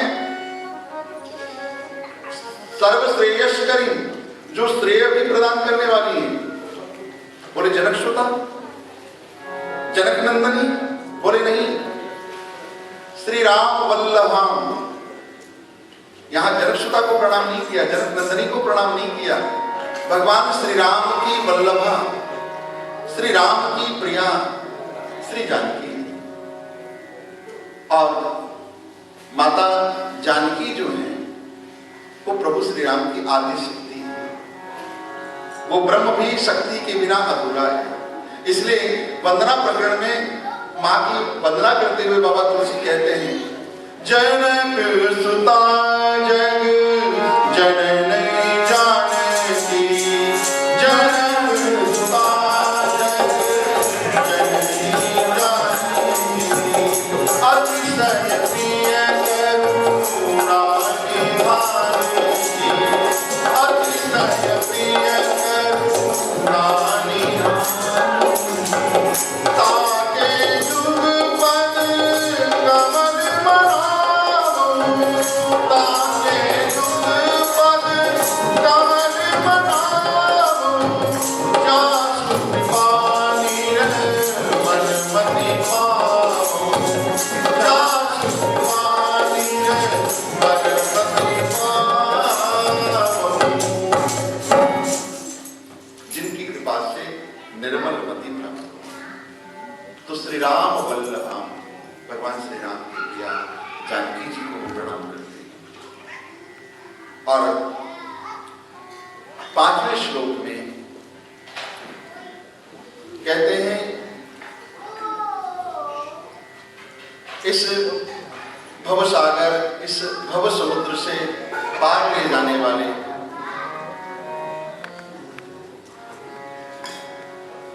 जो सबके कारक हैं और कारण हैं, रामाख्यमीशम हरि। अगर इन श्लोकों की मैं वंदना की व्याख्या करूं तो काफी समय लग जाएगा। ऐसे प्रभु श्री राम को प्रणाम किया। देखिए, भगवान सबके कारण भी हैं और कारक भी हैं, लेकिन भगवान का कोई कारण और कारक नहीं है। प्रेम से बोली श्री राम। ये जो कुछ खेल चल रहा है सब भगवान की माया में खेल चल रहा है, और हम सभी भगवान के हाथ की कठपुतली हैं। जैसे वो हमको आपको नचा रहे हैं वैसे हम आप नाचें। और 7वें श्लोक में वंदना करते हुए बाबा तुलसी कहते हैं, स्वांत सुखाय तुलसी रघुनाथ गाथा, भाषा निमंदमति मंजुन माधुर्य। इस राम कथा की रचना जो मैंने की है, ऐसा नहीं कि प्रचार के लिए, अपने प्रसार के लिए कि लोग मुझे जाने। उस समय तो ये सब था नहीं, यूट्यूब, सोशल मीडिया। आज से 500 वर्ष पूर्व मानस की रचना हुई। अब आज के समय में तो मैं देख रहा हूं कि जो दिखेगा वो दिखेगा, और लोग अपने आप को दिखाने के लिए आज क्या क्या नहीं प्रयास कर रहे हैं। हम पीछे क्यों रह गए? क्योंकि हमने अपने आप को दिखाया नहीं। हमने तो यह अनुभव किया, जहां जहां जैसे प्रभु ने कृपा की है वहां वहां वैसे पहुंचे। यहां पर भी आए हैं तो भगवत कृपा से ही आए हैं। कनाडा में मेरा कौन सा परिचय था, प्रथम बार 2019 में आए तो भगवान ने कृपा की, और यहाँ का अन्न जल दाना पानी लिखा था आनापुर। प्रेम से बोली श्री राम। एक बार फिर बोल दीजिए। तो स्वांत सुखाय तुलसी रघुनाथ गाथा, ये रामचरितमानस स्वांत सुखाय के लिए। भगवान श्री राम की कथा जब भी सुनो स्वांत सुखाय के लिए सुनो। आजकल लोग प्राय कथा सुनने के लिए भी जाते हैं तो मनोरंजन के लिए जाते हैं। मनोरंजन की दृष्टि से अगर हम आप कथा में सत्संग में जाएंगे तो मैं सत्य कहता हूं कुछ मिलने वाला नहीं है। कथा सत्संग में जब भी जाओ किसी महापुरुष की वाणी सुनने के लिए तो आत्मरंजन के लिए जाओ, आत्मसुख के लिए जाओ, और आत्मसुख की भावना से, कामना से आप जाओगे। मैं सत्य कहता हूं आपको परम विश्राम, परम शांति मिलेगी। और आपके मन में जो संशय हैं, जो प्रश्न हैं, क्वेश्चन हैं, कथा के माध्यम से ही आपको उन प्रश्नों का समाधान भी प्राप्त हो जाएगा। और जो फल मिलेगा वो तो मिलेगा ही मिलेगा, जो पुण्य मिलेगा वो तो मिलेगा ही मिलेगा, वो तो कन्फर्म है। लेकिन जीवन का जो शाश्वत समाधान है वो भी कथा के माध्यम से ही प्राप्त होता है, और वो जीवन में बहुत जरूरी है। क्योंकि वो अगर जीवन में नहीं है तो दशा और दिशा दोनों बदल जाती है। और आज दशा और दिशा जो बदली है उसी कारण से हमारा आपका चरित्र भी प्रदूषित हुआ है। और ये राम कथा जो है दिव्य दृष्टि प्रदान करके जीव को एक दिशा प्रदान करती है, और दिशा प्रदान करती है तो दशा भी मिल जाती है। क्योंकि जिस मार्ग पे हम चलेंगे, जिसका अनुकरण करेंगे, वैसे ही तो हमारा चरित्र होगा, वैसे ही तो हमारा जीवन होगा, वैसी ही हमारी मनोवृत्ति होगी, वैसा ही हमारा आचरण होगा। तो भगवान श्री राम के पावन चरित्र का अगर हम आप अवलोकन करेंगे, अनुकरण करेंगे, तो वैसा ही तो हमारा आपका चरित्र होगा, वैसे ही हमारा आपका मन होगा, वैसे ही हमारा आपका जीवन भी होगा। रामचरितमानस में तुलसी बाबा ने वंदना प्रकरण में सबकी वंदना की है। और मैं सत्य कहूं, अगर वंदना प्रकरण को मैं सुनाना प्रारंभ करूं कम से कम 2 दिन, कम से कम, और प्रारंभ ही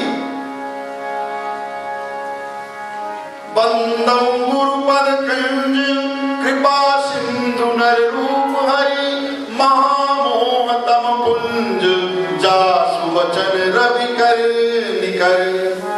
प्रारंभ जो बाबा तुलसी ने किया वो गुरु वंदना से किया।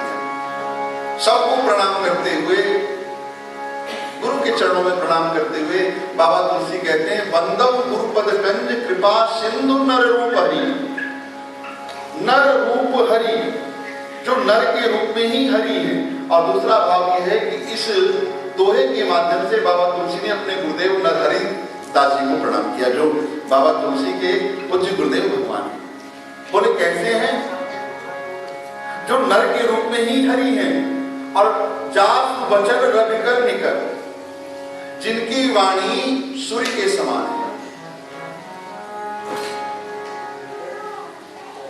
महामोहतम पुंज, जैसे आपको मालूम है कि सूर्य जब उदित होता है, भगवान भुवन भास्कर जब उदित होते हैं तभी कमल खिलता है, और जैसे अर्थ होते हैं वैसे ही कमल मुरझा जाता है, बंद हो जाता है। तो मेरे गुरुदेव भगवान की जो वाणी है, वो जब वाणी से बोलते हैं, उनकी वाणी जो है वो करोड़ों सूर्य के समान है।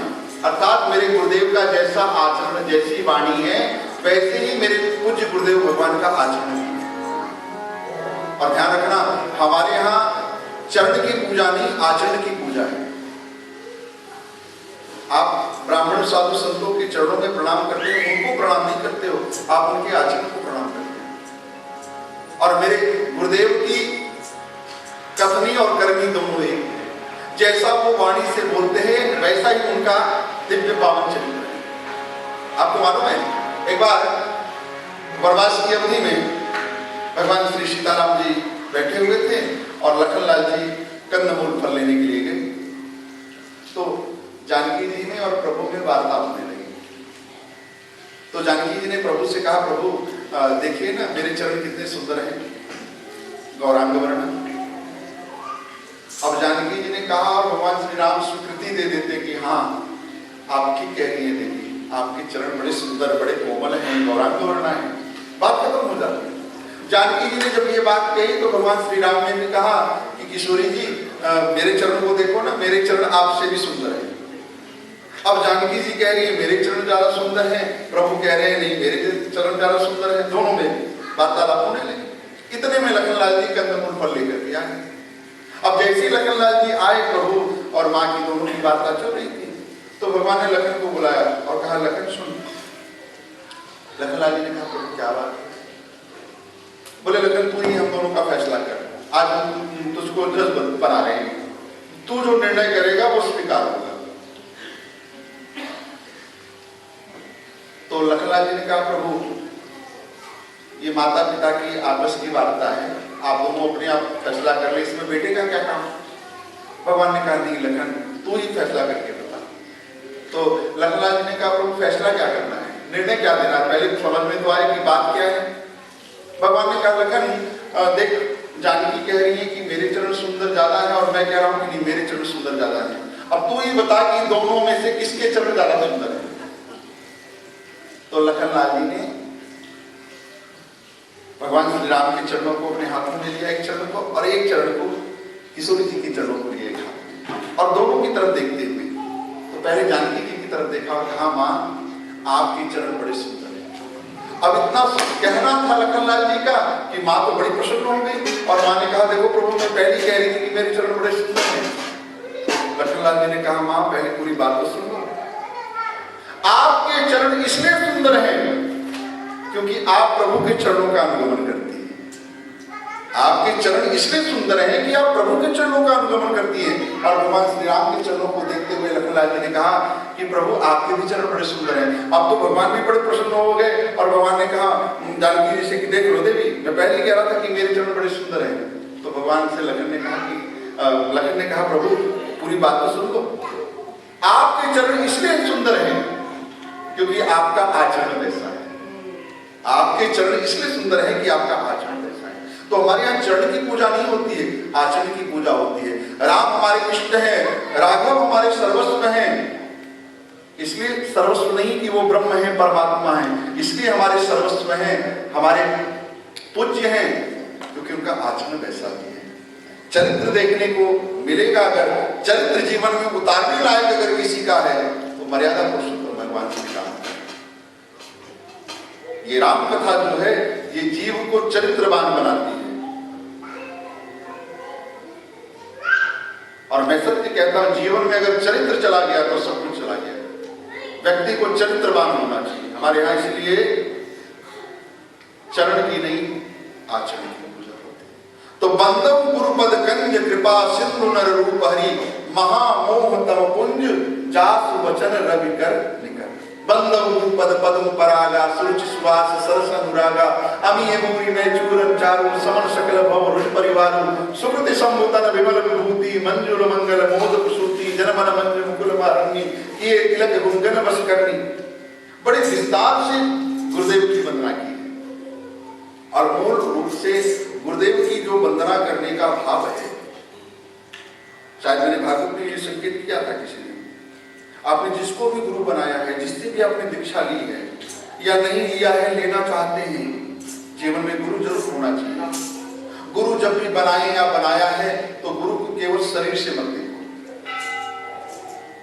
क्योंकि हमारी आपकी आदत है दोष देखने की। बहुत सारी अच्छी बातें होती वो तो नहीं उतार पाते, उसको नहीं कर पाते, और जरा सी छोटी सी बात हो जाए उसको पकड़ लेते हैं। मैंने खुद अनुभव किया है, कथाओं में बहुत अच्छी अच्छी बातें करते हैं, बहुत जीवन के सुंदर सूत्र देते हैं, लेकिन जरा सी कोई बात होती तुरंत पकड़ लेते हैं, महाराज जी ने तो ऐसा कह दिया, सारी ये किराए में पानी मिल जाता है। जीवन में ये प्रयास करें कि कथा के माध्यम से हमको अच्छे सूत्र क्या मिल रहे हैं जो जीवन में हम उतार सकते हैं, जो हमारे लिए मूल्यवान है। गुरु को केवल शरीर के रूप में मत देखो। गुरु आपने किसी को भी बनाया है, गुरु को तत्व के रूप में देखो। और मैं सत्य कहता हूं, मेरे पूज्य गुरुदेव भगवान शरीर छोड़ चुके हैं, लेकिन तत्व के रूप में आज भी वो मेरे नित्य साथ रहते हैं। मैं उनकी कृपा का, उनके आशीर्वाद का हमेशा अनुभव करता हूं। इसलिए कहा गया गुरुर ब्रह्मा गुरुर विष्णु गुरुर देवो महेश्वर गुरु साक्षात पर ब्रह्म तस्मै श्री गुरुदेव। क्या गुरुदेव ब्रह्मा है? गुरु ब्रह्मा है? हाँ, कैसे? ब्रह्मा कौन है? बोलो, ब्रह्मा जी कौन है? सृष्टि के रचयिता है। तो गुरुदेव को ब्रह्मा कहा। ब्रह्मा किसलिए कहा? इसलिए कहा कि गुरुदेव जैसे ब्रह्मा जी सृष्टि की रचना करते हैं, वैसे ही गुरुदेव भगवान शिष्य के जीवन में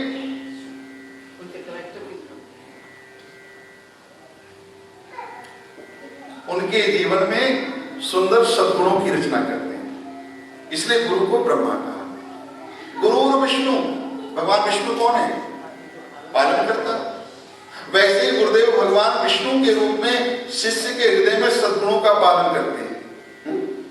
और गुरुदेव महेश्वर, भगवान शिव कौन है? शिव है संहार करता। वैसे ही गुरुदेव भगवान शिव के रूप में, शिव तत्व के रूप में शिष्य के जीवन में जो दुर्गुण है उन दुर्गुणों का संहार करते हैं, विनाश करते हैं। इसीलिए गुरु ब्रह्मा गुरु विष्णु गुरुदेव महेश्वर गुरु साक्षात पर ब्रह्म तस्मै श्री गुरुवे नमः।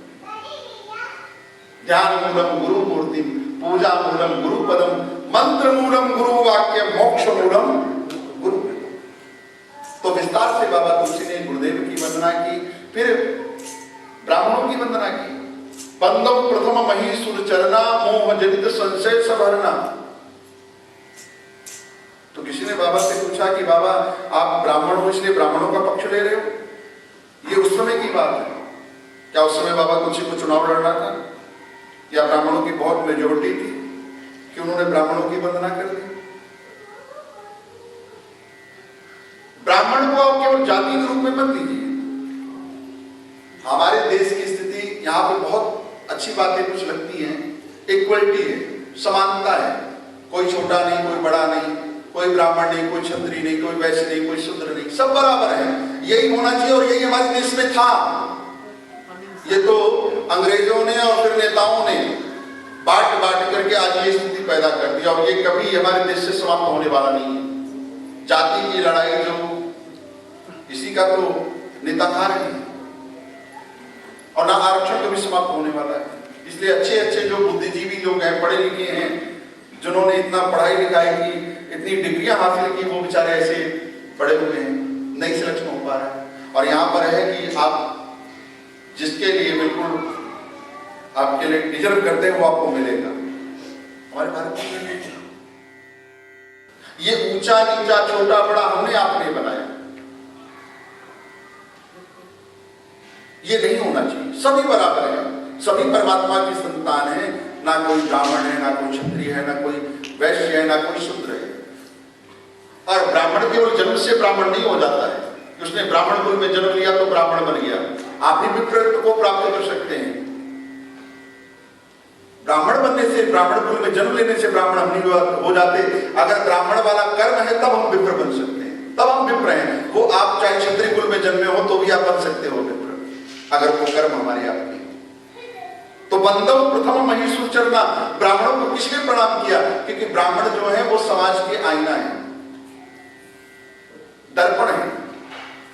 अच्छा एक बात बताना, बुरा मत मानना, हम लोग आजकल ब्राह्मणों की भी बड़ी निंदा करते हैं। हमारे 16 संस्कार हैं और जन्म से लेकर के मृत्यु तक कहां पर ब्राह्मणों की आवश्यकता नहीं पड़ती। और क्या ब्राह्मण के बगैर आप कुछ कर सकते हो? बोलो। हर कार्य में इवन मृत्यु भी हो जाती है तो मृत्यु के समय भी ब्राह्मण को विप्र को बुलाया जाता है, जो जीवन का अंतिम संस्कार है। मगर महाराज जी एक बात है, अगर ब्राह्मण का अगर श्रुत नहीं होगा तो हम क्या करेंगे? क्या करेंगे हम? अगर उनका श्रुत नहीं होगा तो उसको हमें कर्म करना पड़ेगा ना। मैं वही बात कह रहा हूं कि हमारे यहाँ मैंने कहा ब्राह्मण समाज का दर्पण है, समाज का आईना है। मैंने ये भी आपसे कहा, आपने ये प्रश्न किया लेकिन मैंने प्रश्न का उत्तर पहले ही दे दिया कि हमारे यहाँ जन्म से कोई ब्राह्मण नहीं होता है, कर्म से ब्राह्मण बनता है और कर्म से ब्राह्मण आप भी बन सकते हैं। जैसे हमारे सुभाष करनाल जी हैं, भले ही इनका जन्म क्षत्रिय कुल में हुआ है लेकिन मैं कहूंगा कि ये ब्राह्मण है, विद्वान है, कर्मकांड भी जानते हैं जी, ठीक है। तो हमारे यहाँ आचरण की पूजा होती है, आचरण की पूजा होती है। तो जन्म से कोई ब्राह्मण नहीं बन जाता है। आपके मंदिर में विप्रदेव हैं, ब्राह्मण देव हैं, तो आए हैं भारत से, यहाँ पर सेवा कर रहे हैं, कितना बड़ा त्याग है आप सोचिए। नहीं होगा तो आप रखोगे ही नहीं, कौन रखेगा?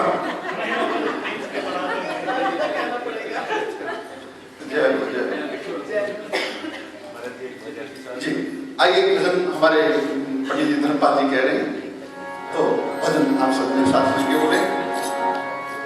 बोले वृंदावन बिहारी लाल की, राघवेंद्र सरकार की।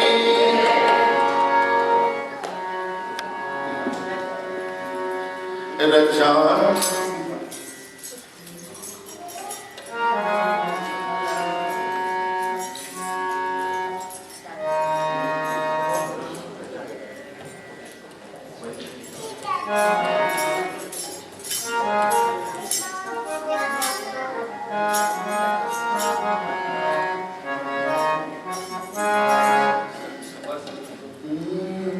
रचा है सृष्टि को जिस प्रभु ने, वही ये सृष्टि चला रहे हैं।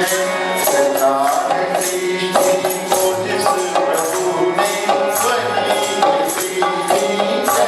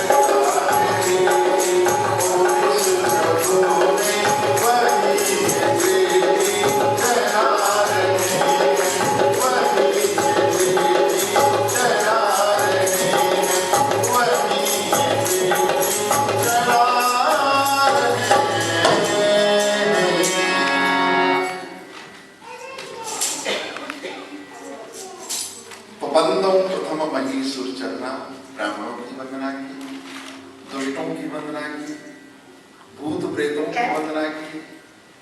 ऐसा कोई बचा ही नहीं कि जिसकी बाबा तुलसी ने वंदना ना की। क्यों वंदना की? क्या उनसे डरते हैं? नहीं। बाबा तुलसी का जो दृष्टिकोण है, जो भावना है, सिया राम में सब जग जानी करो प्रणाम। और जीवन में दीनता की पराकाष्ठा है। मैं सत्य कहता हूं, अगर आपके जीवन में दीनता है तो आपके लिए सब समान है, कोई छोटा नहीं, कोई बड़ा नहीं, और सब में आप अपने प्रभु का ही दर्शन करोगे, अपने इष्ट का ही दर्शन करोगे। तो बाबा तुलसी का एक दृष्टिकोण है। और जानते हो, सबकी वंदना करने के बाद अयोध्या की वंदना की, सरयू की वंदना की, तीनों माताओं की वंदना की, दशरथ जी की वंदना की, चारों भाइयों की वंदना की, विदेहराज जनक की वंदना की, जानकी जी की वंदना की। सबकी वंदना करने के बाद हनुमान जी की वंदना की, चारों भाइयों सबकी वंदना की। राजीव नयन धरे धनुषाय भगत विपति भंजन प्रदाय, प्रणो पवन कुमार खरबर पाप ज्ञान घन जासु हृदय आगार बसई राम सरचाप, महावीर बिनुओ हनुमाना राम जासु जस आप बखाना। प्रणो परिजन सहित देहु जाहि राम पद गूढ़ स्नेह। सबकी वंदना करने के बाद बाबा तुलसी ने सबसे एक ही बात, एक ही चीज मांगी कि आप लोग कृपा करके बस अपना यही आशीर्वाद मुझे प्रदान करें। क्या? मांगहु तुलसी दास कर जोरे, बसहु राम सिया मानस मोरे। यही मांगा कि भगवान श्री सीताराम जी के चरणों में मेरी निष्ठा और बढ़े, मेरा प्रेम और बढ़े, मेरी अनुरक्ति और बढ़े। प्रेम से बोली श्री राम। अब हम आपको सीधा धरातल पर लेकर के चलते हैं। देखो, 4 घाटों पर कथा हो रही है। जैसे भागवत के भी घाट हैं। प्रारंभ में जब मैं आया तो पहली भागवत कथा हुई। भागवत में भी घाट है। जैसे नैमिषारण्य में सूत जी महाराज शौनक आदि ऋषियों को कथा सुना रहे हैं। हरिद्वार में मैत्रेय मुनि विदुर जी को सुना रहे हैं। फिर एक संवाद विदुर जी का और उद्धव जी का बद्रिकाश्रम में हुआ। भगवान सुखदेव सुक्तालय में परीक्षित को भागवत कथा सुना रहे हैं। तो भागवत के भी स्थान हैं, घाट हैं। रामचरितमानस के 4 घाट हैं। 4 घाटों पे राम कथा हो रही है। अब वो घाट जरा समझ लें, फिर कथा में प्रवेश करें। तीर्थराज प्रयाग में याज्ञवल्क्य ऋषि भरद्वाज जी को राम कथा सुना रहे हैं। ये कर्म कांड घाट है, ये कर्म का घाट है। नीलांचल के शिखर पर काकुशुंडी जी महाराज गरुड़ जी को राम कथा सुना रहे हैं। ये भक्ति घाट है। कैलाश के शिखर पर जगत जननी पार्वती माता भवानी को चंद्रशेखर चंद्रमौली गंगाधर पिनाक पाणी गोदेव पतित पावन भगवान सदाम्ब शिव माता पार्वती को कथा सुना रहे हैं। ये सत्कर्म घाट है। और चौथा घाट है निज शरणागति का घाट। कवि गुरुचक्र चूड़ामणि बाबा तुलसी अपने मन को और हम सभी कलयुग के वासियों को श्री राम कथा सुना रहे हैं। तो हम आप चौथे घाट पर चलते हैं, जिसका नाम है निज शरणागति का घाट। जिस घाट पे बैठ करके हमारे पूज्य बाबा तुलसी राम कथा सुना रहे हैं। और कथा का प्रारंभ संतों के मिलन से ही होता है, क्योंकि संत मिलेंगे तभी कथा प्रारंभ होगी। बिना संतों के कथा प्रारंभ नहीं होती है। और हम आपको लेकर के चलते हैं तीर्थराज प्रयाग, जहां पर संतों का मिलन कराते हैं और फिर कथा में प्रवेश करते हैं। आप शरीर से बैठे रहो यहीं पर। तीर्थराज प्रयाग गए होंगे, जहां की हमारी पावन मातृभूमि है, जन्मभूमि है, जहां पर हमने जन्म लिया। ऐसी पावन दिव्य भूमि जहां पर गंगा यमुना सरस्वती तीनों का मिलन होता है, जो तीर्थों के राजा हैं। ऐसी पावन भूमि पर हम आप अपने मन को लेकर के चलें और कथा में प्रवेश करें। माघ मकर गत रवि जब होई, माघ मकर रवि गति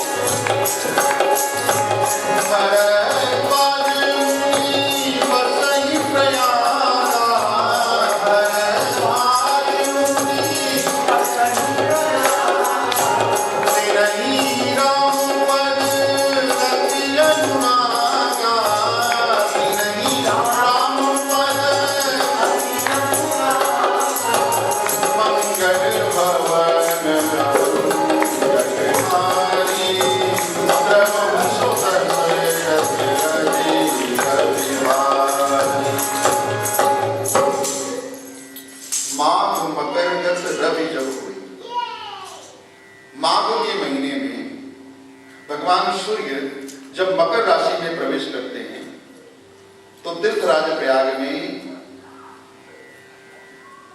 देव धनुज किन्नर नर श्रेणी, देवता मनुष्य किन्नर बाल वृद्ध साधु संत ऋषि मुनि यति तपस्वी सब आते हैं। अब ये अश्विन मास चल रहा है पितृपक्ष, इसके बाद शुक्ल पक्ष आएगा नवरात्रि, फिर कार्तिक का महीना, कार्तिक के बाद अगहन मार्गशीर्ष, फिर पूख, फिर माघ, 2-2.5 महीने रह गए। और प्रतिवर्ष माघ के महीने में हमारे यहाँ मेला लगता है। 1 महीने तक दूर दूर से लोग आते हैं, कल्पवास करते हैं, वहीं प्रयाग में निवास करते हैं, रहते हैं। नित्य स्नान करके जगह जगह महापुरुषों के सत्संग होते हैं, कथाएं होती हैं, यज्ञ होते हैं। आपको भी जाए माघ के महीने में, ये केवल ऐसा नहीं कि एक बार होता, प्रतिवर्ष माघ के महीने में। और 1 महीना ऐसे बीत जाता है सत्कर्म में कि पूछो मत। उसमें बड़े बड़े साधु संत ऋषि मुनि सब आते हैं, सब सत्संग होता है, सत्कर्म करते हैं, वहां पर कल्पवास करते हैं अपने अपने शिविर में। बड़ा सुंदर भव्य आयोजन होता है। और प्रति 12वें वर्ष महाकुंभ लगता है। और वो 4 स्थान आपको मालूम है, तीर्थराज प्रयाग, हरिद्वार, नासिक पंचवटी और उज्जैन, जहां पर अमृत की बूंदें गिरी थी। जब इंद्र का बेटा जयंत अमृत कलश को लेकर के भागा, लेकिन कुंभ का मेला प्रति वर्ष तीर्थराज प्रयाग में लगता है और प्रति 12वें वर्ष महाकुंभ लगता है इन 4 स्थानों पर। तो इस बार माघ के महीने में बड़े बड़े ऋषि मुनि साधु संत सब आए हुए थे भरद्वाज ऋषि के आश्रम में। और ये संयोग ही था कि भरद्वाज ऋषि ने याज्ञवल्क्य जी को निमंत्रण दिया था सत्संग के लिए। और इस बार याज्ञवल्क्य ऋषि का आगमन हुआ, जो परम विवेकवान है, परम ज्ञानवान है, ज्ञान में जो वयोवृद्ध हैं। याज्ञवल्क्य ऋषि आए और 1 महीने तक सत्संग हुआ, वेदांत पर बड़ी सुंदर चर्चा हुई। और कब महीना बीत गया पता ही नहीं चला। आप कथा में आए हो और 2 घंटे का यहाँ पर समय है, 2 घंटा आपका कब बीत जाए पता ना चले। मैं सत्य कहता हूँ, समझ लो कथा उतर गई, कथा आप सुन रहे हो। लेकिन कथा में आने के बाद अगर घड़ी पे बार बार नजर जा रही है तो मैं सत्य कह रहा हूँ, या तो वक्ता के अंदर कुछ कमी है, वो समझा नहीं पा रहे हैं, या फिर आप सुनना नहीं चाहते हो। लेकिन अगर सुनाने वाला है और आप सुनने वाले हो तो मैं सत्य कहता हूँ 2 घंटा ऐसे बीत जाएगा पता नहीं चलेगा। मैंने भी खूब सुनी है, सुनता हूँ, कब बीत जाते हैं 3-3 घंटे 4-4 घंटे पता ही नहीं चलता, इतना खो जाते हैं कथा। डुबोने वाला वो हाँ बुढ़ापे से क्या लेना देना। और यहाँ का आदमी बूढ़ा थोड़ी है, यहाँ का आदमी तो 80 साल का आदमी भी जवान है। मैं मॉर्निंग वॉक करने के लिए पार्क में जाता हूँ, मैं देखता हूँ 75-75 वर्ष की बूढ़ी माताएं साइकिल चलाती हैं, पैदल वॉक करती हैं, यहाँ के जो मूल निवासी हैं। और हमारे यहाँ तो भारत में 40-45 वर्ष के हुए भी बूढ़े हो गए और पैर पहले में बढ़े गए।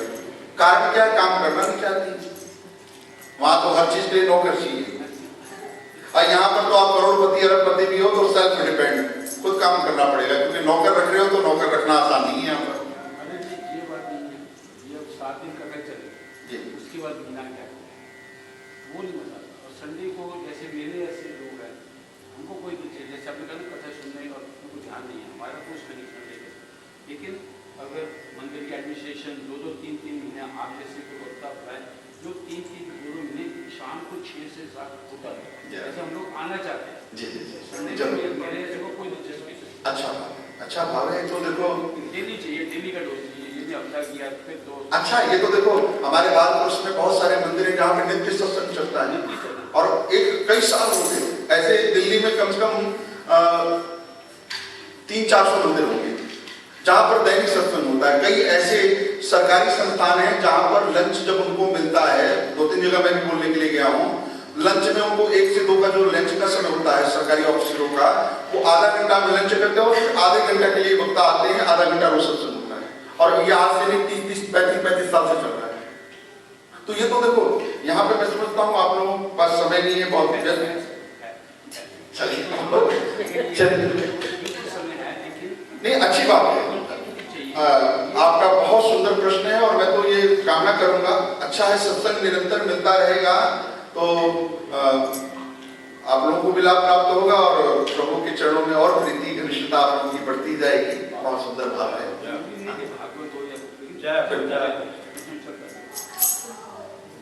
तो 1 महीने तक माघ के महीने में तीर्थराज प्रयाग में भरद्वाज ऋषि की कुटिया में याज्ञवल्क्य जी के द्वारा सुंदर सत्संग हुआ। बहुत सुंदर वेदांत की सुंदर उन्होंने चर्चा की, बड़े सुंदर सूत्र दिए, और कब महीना पूर्ण हो गया पता ही नहीं चला। और जैसे ही महीना पूर्ण हुआ तो सारे ऋषि मुनि संत जो आए थे सब भरद्वाज ऋषि से विदा लेकर के अपने अपने आश्रम की तरफ प्रस्थान करने लगे, और बड़े भाव से भरद्वाज ऋषि ने सबको विदाई दी। और जब याज्ञवल्क्य ऋषि की बारी आई और आए वास में कहा, ऋषिवर अब हमें भी प्रस्थान करना है, आप विदा करें, अनुमति प्रदान करें। इतना कहना था कि तुरंत भरद्वाज ऋषि उनके चरणों में गिर पड़े। देखो दैन्यता। और भरद्वाज ऋषि कोई साधारण नहीं है, बड़े तपस्वी, बड़े विद्वान मनीषी संत हैं, बड़े यति हैं। और बाबा तुलसी ने बड़ा सुंदर संकेत दिया, भरद्वाज मुनि परम विवेकी, भरद्वाज मुनि परम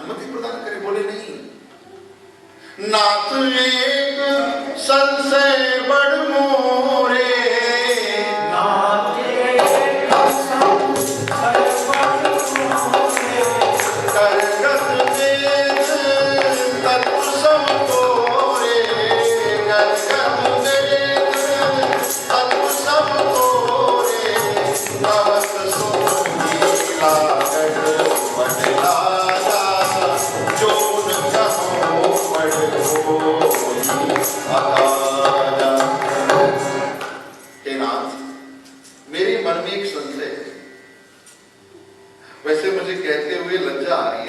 रही है, लेकिन अगर नहीं कहूंगा तो इसमें मेरी ही हानि है। देखो, संशय से समाधान की यात्रा का नाम ही श्री राम कथा है। जीव राम कथा में अनेक प्रकार का संशय लेकर के आता, और मैं सत्य कहता हूं, ये केवल 2 घंटे का सत्र है। आज पहला दिन बीत ही गया, 6 दिन और बचे हैं। आप 6 दिन बचे हैं, सुनिए आप निष्ठा के साथ। मैं ये दावे के साथ कहता हूं कि आपके जीवन के जो भी प्रश्न हैं, जो भी आप पूछना चाहते हैं, कुछ चल रहा है अंदर उधेड़ बुन, आपको कथा के माध्यम से ही जीवन का समाधान प्राप्त हो जाएगा। आपको आपके लक्ष्य की प्राप्ति हो जाएगी। जो दिशा आपको नहीं मिल रही है, जो रास्ता आपको नहीं मिल रहा है, कथा के माध्यम से आपको मिल जाएगा। पूछने की जरूरत ही नहीं पड़ेगी।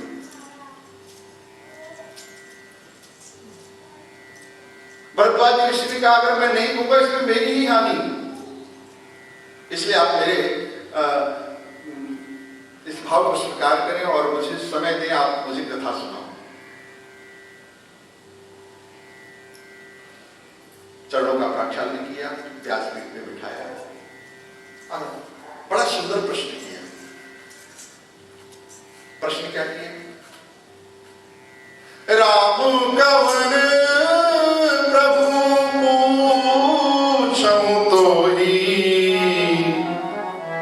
राम कवन प्रभु पूछऊं तो ही, कहूं बुझाई कृपा निधि मोही। राम कौन है? प्रश्न क्या है? राम कौन है? एक राम अवधेश कुमारा, दिनकर चरित विदित संसारा, नारी विरह दुख लयो अपारा, भयो रोष रन रावण मारा, प्रभु सोई राम की अपर को जाहि जपत त्रिपुरारी, सत्य धाम सर्वज्ञ तुम कहो विवेक विचार। एक राम तो अयोध्या के चक्रवर्ती सम्राट दशरथ जी के पुत्र हैं, जिनका चरित्र पूरा संसार जानता है। नारी विरह दुख लयो अपारा, विवाह हुआ, विवाह के पश्चात राज्य तिलक हुआ था, लेकिन वनवास हो गया और वनवास की अवधि में उनकी भार्या का हरण हुआ रावण के द्वारा। फिर रोष ने आकर उन्होंने रावण का वध कर दिया। फिर उनकी अनेक लीलाएं हुई। और एक राम वो हैं जिनका नाम सदैव सदाम व शिव जपते रहते हैं। प्रभु सोई राम की अपर को जाहि जपत त्रिपुरारी। ये दशरथ नंदन श्री राम और जिनका नाम भगवान शिव लेते हैं, क्या ये दोनों एक हैं कि अलग अलग हैं? सत्य धाम सर्वज्ञ तुम कहो विवेक विचार। आप सत्य धाम हैं, सर्वज्ञ हैं, आप अपने विवेक से बताइए। जैसे ही भरद्वाज जी के प्रश्न को सुना, याज्ञवल्क्य मुस्कुराने लगे और मुस्कुराते हुए कहा, ऋषिवर आपके मन में कोई संशय नहीं है, आपके मन में कोई संशय नहीं है। आप तो संशय के माध्यम से राम कथा सुनना चाहते हैं। और ऐसा नहीं कि राम के बारे में भरद्वाज ऋषि जानते नहीं है, परम विद्वान है भरद्वाज ऋषि।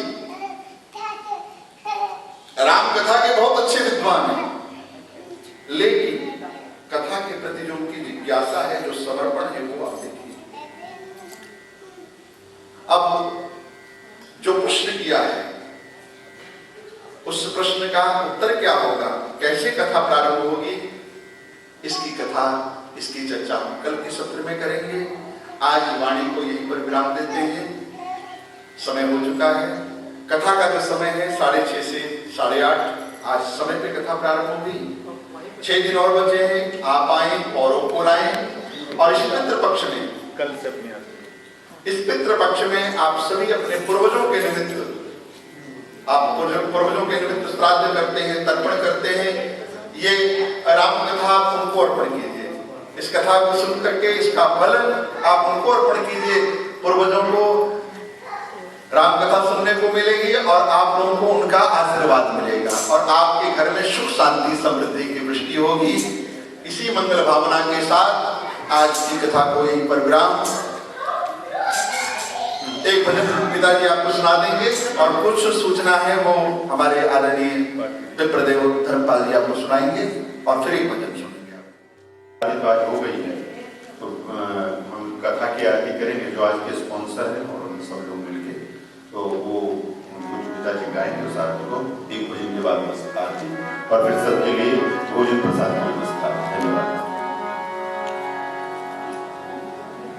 बोलो जय जय श्री राधे, जय जय श्री राधे, जय जय श्री राधे, जय जय श्री राधे।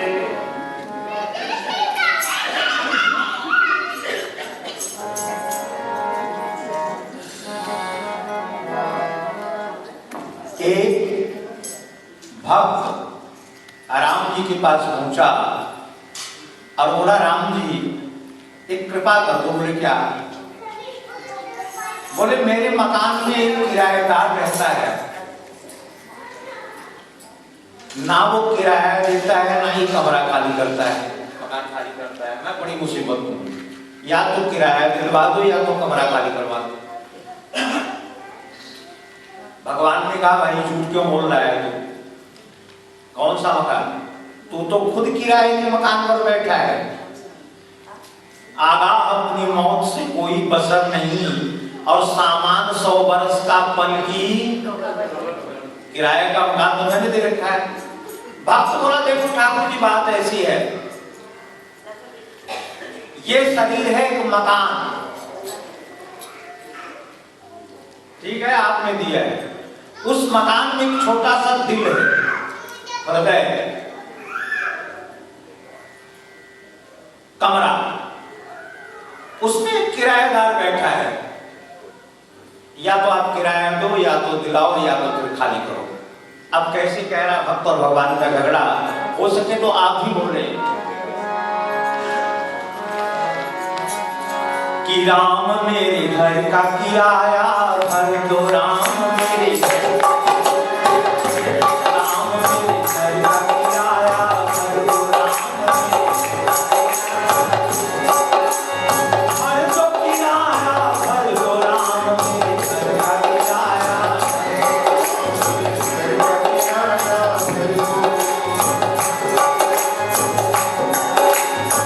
इतने दिन तक बैठ रहे क्या बाबा का घर जान के?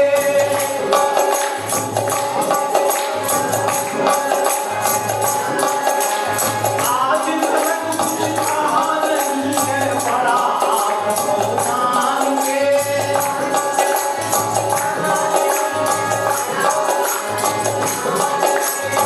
बाबा बहुत मजबूर प्रभु मैं कर दिया कर दो राम मेरे घर का किराया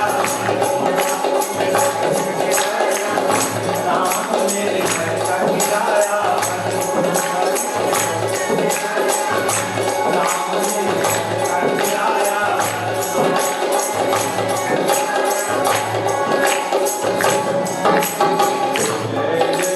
जय श्री सीताराम। जगमग जगमग जोत जली है, राम आरती होम लगी है, राम आरती होने लगी है। जगमग जगमग जोत जली है, जगमग जगमग जोत जली है। भारती का दीपक प्रेम की बाती, भक्ति का दीपक प्रेम की बाती, साधु संत करे दिन राती, साधु संत करे दिन राती। आनंद की सरिता उमड़ी है, आनंद की सरिता उमड़ी है। जगमग जगमग जोत जली है, जगमग जगमग जोत जली है। कनक सिंहासन सिया समेता, कनक सिंहासन सिया समेता। बैठे राम कोई चित चेता, बैठे राम होई चेता। राम आवे श्री जनक दली है,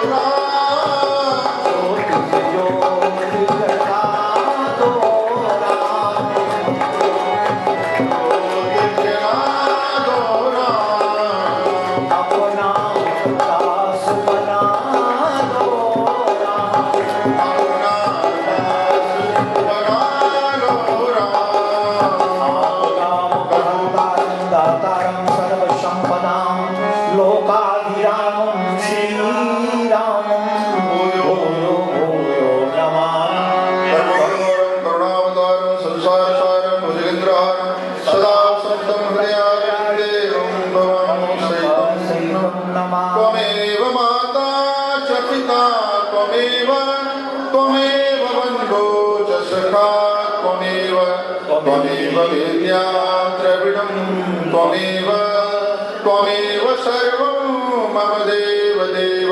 सर्वे भवन्तु सुखिनः, सर्वे सन्तु निरामयाः, सर्वे भद्राणि पश्यन्तु मा कश्चित् दुर्भाग् भवेत्। मौसम दीन न दीनहित तुम समान रघुवीर, अस विचार रघुवंश मनि हरं विषम भव भीर।